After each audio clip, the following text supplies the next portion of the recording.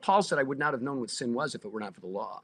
So, the church that refuses to stand against the evil of abortion has already abandoned the gospel that it claims to be protecting. As America marks the anniversary of Roe versus Wade, we remember the 63 million children who have been lost to abortion. As the years go by and the death count grows, many don't see any end in sight. How can the church stem the tide of abortion killing? Stay tuned to find out.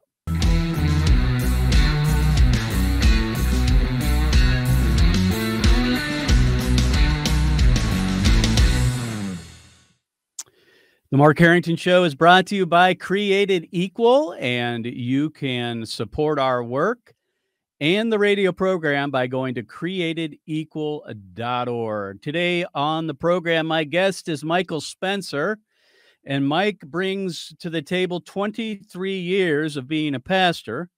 He's also was part of Life Training Institute, which is the organization that Scott Klusendorf heads up, and he was on the staff there for 8 years. And now he serves as the founder and president of Project LifeVoice, which is a gospel-driven human rights organization that equips and inspires pro-life ambassadors to speak compellingly and to act sacrificially on behalf of the unborn. Also, Mike has a new book out. We're going to be talking about that today on the program, which is called Humanly Speaking, The Evil of Abortion, The Silence of the Church, and the Grace of God. Mike, thanks for being on the show. Thank you, Mark. Good to be with you again. So, Mike, I've been wanting to bring you on. The book was released just recently, and you asked for my endorsement, which I told you, of course, was the kiss of death for the book. But well, I haven't sold any yet, so I think you're right. Yeah, maybe that's the reason. But anyway, I did appreciate that. I was very honored to endorse the book, and I really feel like the book does to do something that very few books do. You clearly repeat a lot of the themes that are addressed in other pro-life books, which is good. So people are going to get, the basic apologetics, how to debate abortion. But what I think the book offers, which is different than many books out there, is that it provides an expose and a critique of the church's inaction and apathy on abortion. And as a former pastor, I think you have a whole lot of credibility in addressing that. And so we want to talk about that primarily today. And that is, what can Christians be doing to stem the tide of abortion? Now, 49 years since Roe versus Wade, which we're going to mark here on Saturday, 49 years of Roe versus Wade. What can the church be doing? And so what I'd like to do, I want to go through, and just talk about several of the chapters and some of the things you say in the book. Great. Then just ask you a few questions. Let's start out on chapter 8. It's titled, The Ones We're Ashamed of, the Dehumanizing Effects of Legal Abortion. You make the case that no one's left untouched by legal abortion. That's true. And you say this, and I quote, "When it comes to how the unborn are viewed in our society, silent pastors and dispassionate Christians have a great deal in common with the abortionists. Both view the unborn as miserably inconvenient.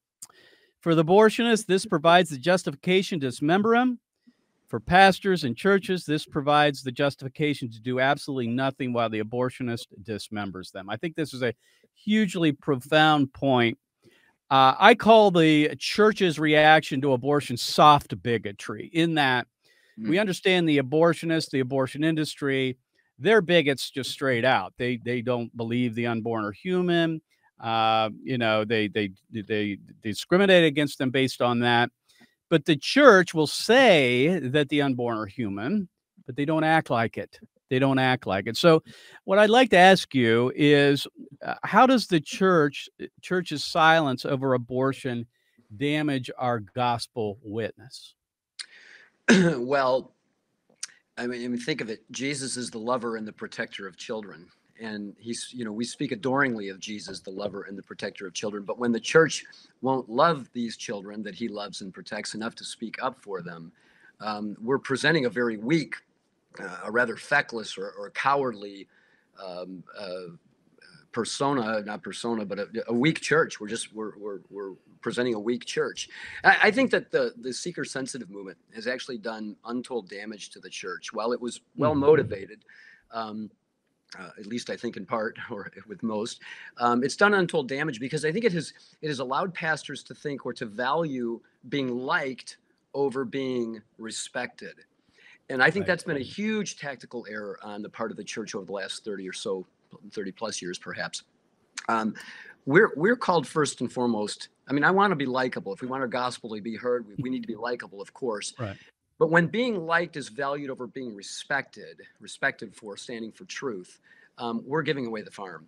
I like what you actually said. In fact, I quote you in the book that I think you said successful reformers are seldom liked and liked reformers are seldom successful.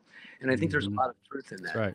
So I think we are, and it's not, I don't want to be misunderstood though by those that are watching, because I don't think it's that, gee, the world is wishing we would speak up for the unborn. They don't want us to. They want us to shut up. I know that. But what they need us to do, it's not what they want, it's what they need. What they need is they need to hear our gospel witness. They need to hear us speaking up for those who have no voice. They need it whether they want it or need it, or whether they want it or know it or not. My guest is Mike Spencer, and he has a new book. It's called Humanly Speaking, The Evil of Abortion, the Silence of the Church, and the Grace of God, as we approach the 49th anniversary of Roe versus Wade. Mike, something I found, again, very profound, when you talked about the church loving the unborn, you said, well, at least we should love them as our enemies, not just our neighbors. I thought that was pretty interesting because we are commanded to love our enemies. Even if we did that, we'd be doing a better job than we probably are now. Yeah, and that's really the point there that I was making. Obviously, we're called first and foremost to love our unborn neighbors as our neighbors. The Bible is clear, Old and New Testament, that the Old and New Testament writers see the unborn as distinct, living, and whole human beings. That's the way they are treated. So we should first and foremost be loving them as our neighbors. My point is, if we're not going to love them as our neighbors, can we at least grant them this low threshold of enemy status? Because Jesus tells us to love our enemies, to do good to our enemies, to pray for our enemies. If churches would just do that, I think it was John Ensor who said, if the church would just protect their own children, this whole enterprise would collapse. Now, that may be an overstatement, but I think Ensor makes a good point. If we would just grant enemy status to the unborn and pray for them, if all churches would do is on Sunday mornings is pray publicly, unashamedly for the unborn, that would have a profound impact on the numbers of babies that would no longer be dying. In chapter 10 of the book, Obstacles, this is the title, Obstacles, Hurdles, and Hitches, you address 6 of the common excuses the churches used on being silent on abortion. One of the excuses you say is speaking out against abortion will turn away people from the gospel. We understand that the primary purpose, goal, mission of the church is to make disciples, to spread the gospel, to evangelize. And so a lot of pastors use it as an excuse saying, well, this will hurt our witness and it'll turn people away. In that chapter, you address that. How do you respond to it?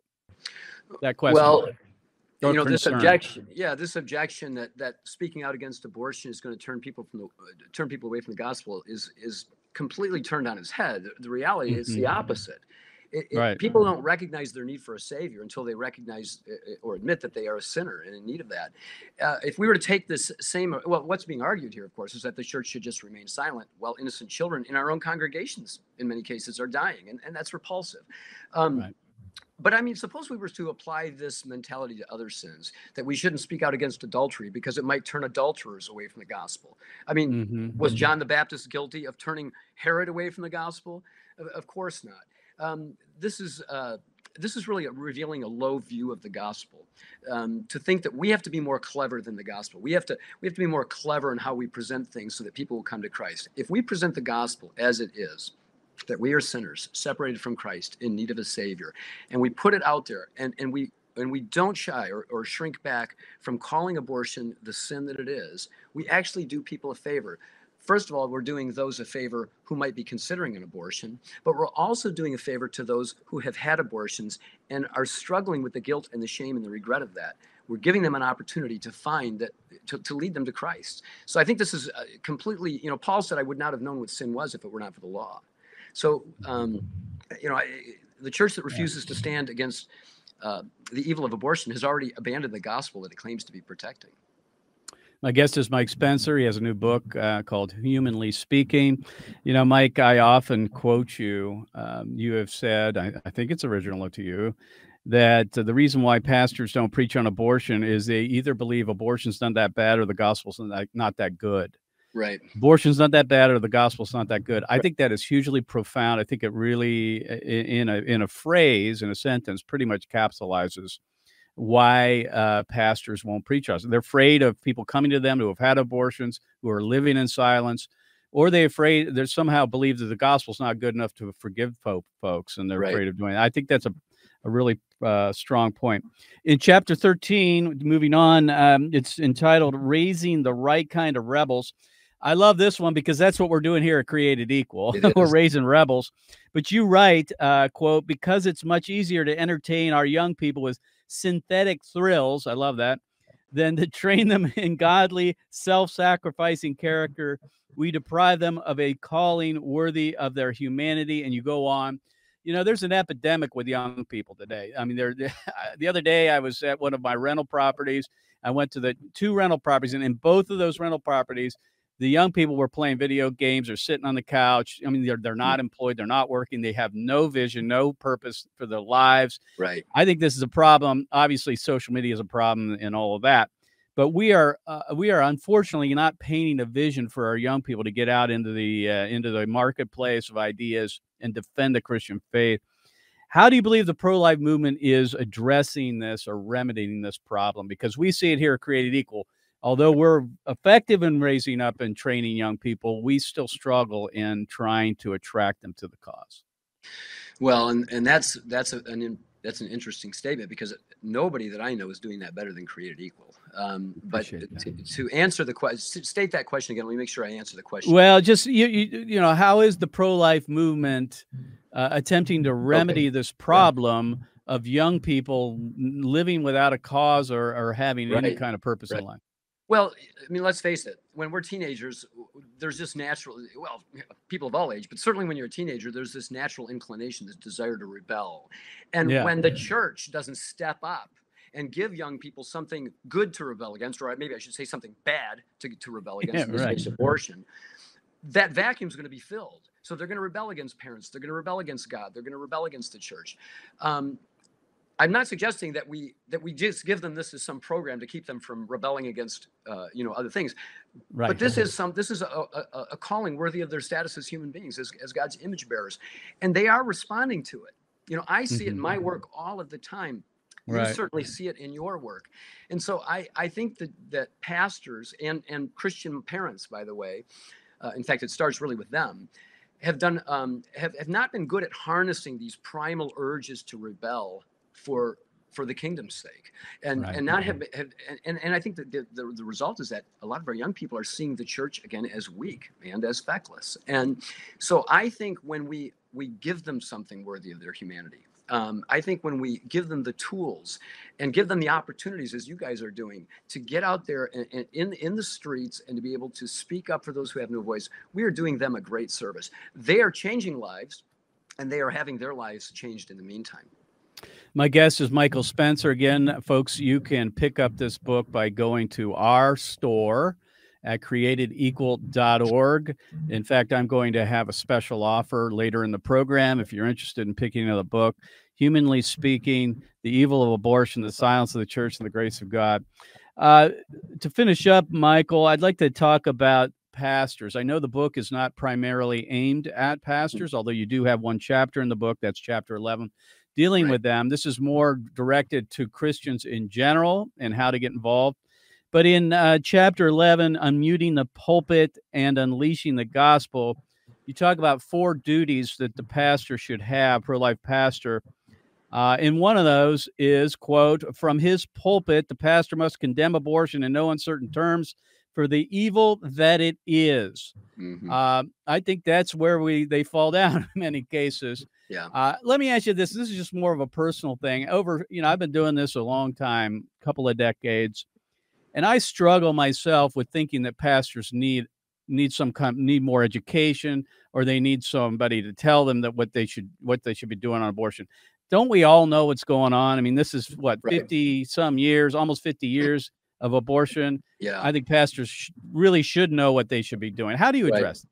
Well, first of all, it is a scandal that our seminaries and our Bible colleges are not training young men, up and coming pastors, to speak out and to know how to equip their congregations to do so. That's a great scandal right there.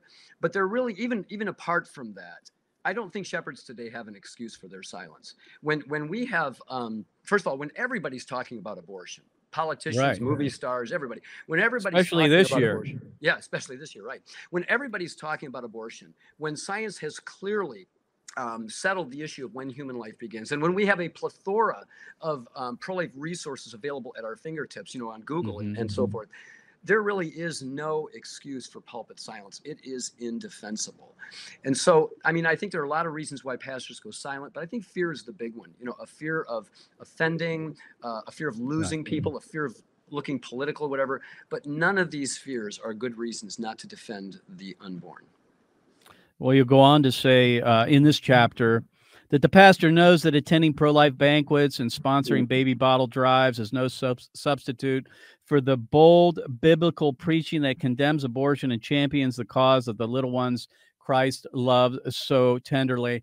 We're coming up to Sanctity of Human Life Sunday, and it to me, it's kind of a little hard for me, honestly, to on the one hand, I'm glad that pastors around America are going to be preaching on abortion. I think that's important. Many of them are. But I also think to myself, well, sometimes this is just an excuse for the pastor just once a year. That is, if they do it once a year, to preach on abortion. I mean, isn't every Sunday Sanctity of Life, Human Life Sunday? Really? Right.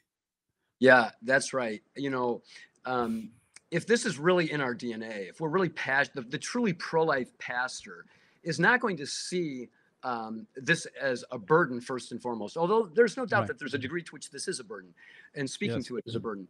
But this is a privilege. This is an opportunity for the church and for the shepherd to do his job. I mean, he is first and foremost a sheep protector. That if you were to boil the job description down to 2 words, he's a sheep protector. He's a sheep feeder. He's other things too, but he is first and foremost a sheep protector. And so our pulpits should be ablaze with righteous preaching against the evil of abortion, and also holding out the gospel to those who have aborted their children and now regret it. These are not conflicting interests. These are not competing interests. The pastor can do both. By speaking the truth in love, we do both. And so, yes, I think there is no excuse that pastors have got to light their pulpits on fire and not just quarantine it to one Sunday in January, or worse yet, bringing in the local pregnancy care center director. No offense to her. I'm glad they bring her in, but giving her only 10 minutes to share her wares. And then it's kind of like a bully payment. There, I paid my quarter. Don't beat me up after school today. I did my thing, my pro-life offering. It's taken care of for the year. If this is really in our DNA, it's going to surface throughout the year, throughout different sermons. There's going to be plenty of opportunity, and we should be taking those opportunities. So, Mike, we got about 2 minutes left. If you could wrap it up, tell us about Project LifeVoice. What's the mission, purpose of the ministry? And if you would, leave some marching orders for our listeners. Sure. Well, we are a gospel-driven human rights organization that equips and inspires pro-life ambassadors to speak intelligently and to act sacrificially on behalf of those most marginalized and targeted, and that is, of course, the unborn.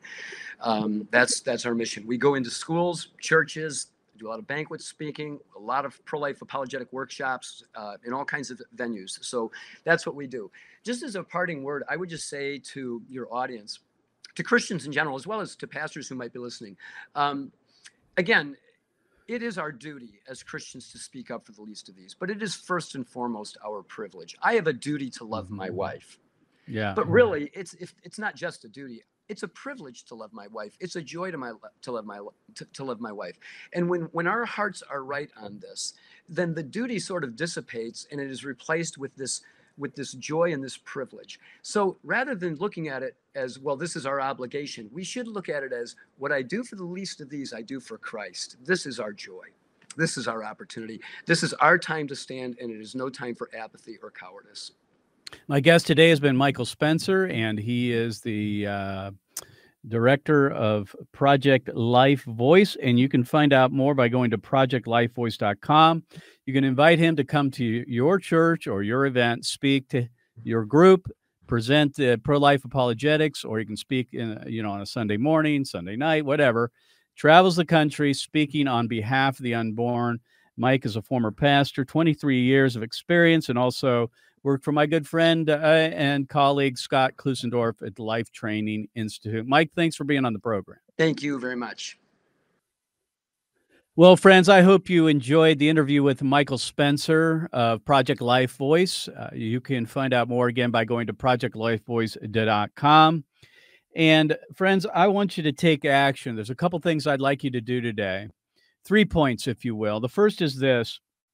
I'd like you to provide me some input. That is, I'd like you to go to my website, markharringtonshow.com, and click on the submit a comment on the right side. There's a tab there. I'd like you to leave a message and let me know if there are any topics you'd like me to cover on the program, topics I haven't covered. Maybe there's a guest that I should have on the show that I haven't had previously. So you can go to markharringtonshow.com, click on the tab, leave a comment. Also, if you have a comment about the program, I'll read it on the air, or question, and I'll answer your question or read your comment. Finally, the last thing, and more importantly probably, is if you would like to pick up the book by Michael Spencer called Humanly Speaking, The Evil of Abortion, the Silence of the Church, and the Grace of God, you can do that by donating $25 to our ministry. Go to markharringtonshow.com. At the bottom of the page, of the homepage, there's a donate link. If you click on that, you can give electronically to our ministry. And if you put in the comment section of that page that you'd like us to send you the book free of charge, we will send it to you for a donation of $25 or more. Again, go to markharringtonshow.com or createdequal.org, either one. Click on the donate link and give us $25 or more, and we will send you the book, Humanly Speaking by Michael Spencer. So, as we wrap up the program today, I want to talk a little bit about the anniversary of Roe versus Wade, which is on the 22nd, which is this Saturday, and Sanctity of Human Life Sunday, which is generally the day after that. This year, it'll be on January 23rd. Now, you might wonder, what is that? What is Roe versus Wade? What's the anniversary of Roe versus Wade? That is, here it is. It's in 1973, the abortion decision was handed down by the U.S. Supreme Court, legalized or decriminalized abortion all the way through 9 months of pregnancy.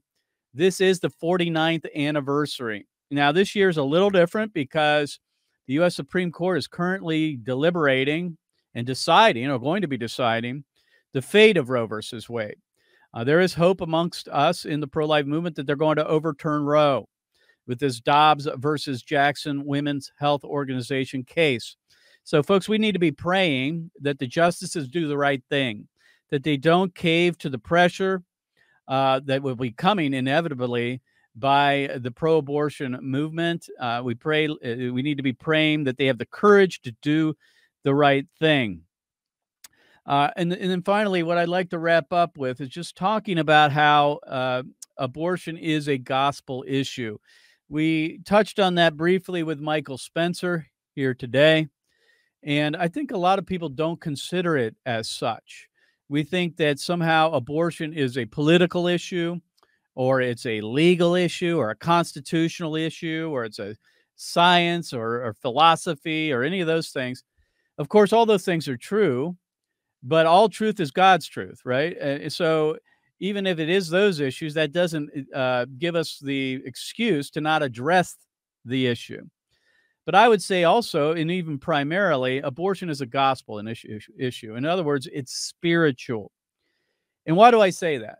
Well, if you look at what the purpose of the church is, Jesus outlined that in Matthew 28, where he said, quote, "And Jesus came and spoke to them, saying, quote, all authority has been given to me in heaven and on earth. Go therefore and make disciples of the nations, baptizing in the name of the Father and the Son and the Holy Spirit, teaching them to observe everything I have commanded you.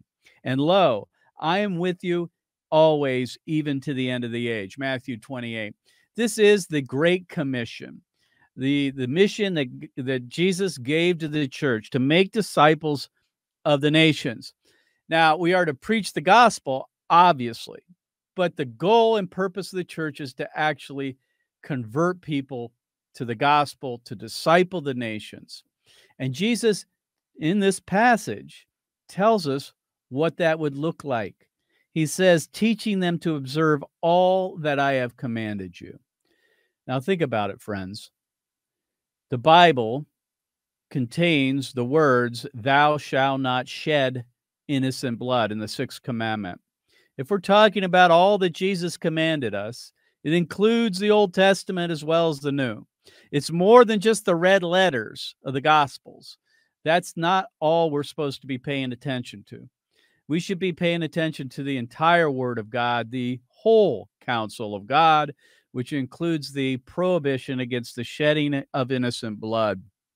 And so, friends, we need to understand abortion is at the heart of it a gospel issue, and we need to change people's hearts and minds using the gospel and discipling the nations. So, as it's been said before, when 250,000 abortions occurring in the church every year, this is an issue for the church to be addressing to its own people. But beyond that, we need to be out in the culture, spreading the gospel and sharing the truth about life and the evil of abortion. So we'll see you next time. God bless you. God bless America. And remember, America, to bless God. You've been listening to Mark Harrington, your radio activist. For more information on how to make a difference for the cause of life, liberty, and justice, go to createdequal.org. To follow Mark, go to markharringtonshow.com. Be sure to tune in next time for your marching orders in the culture war.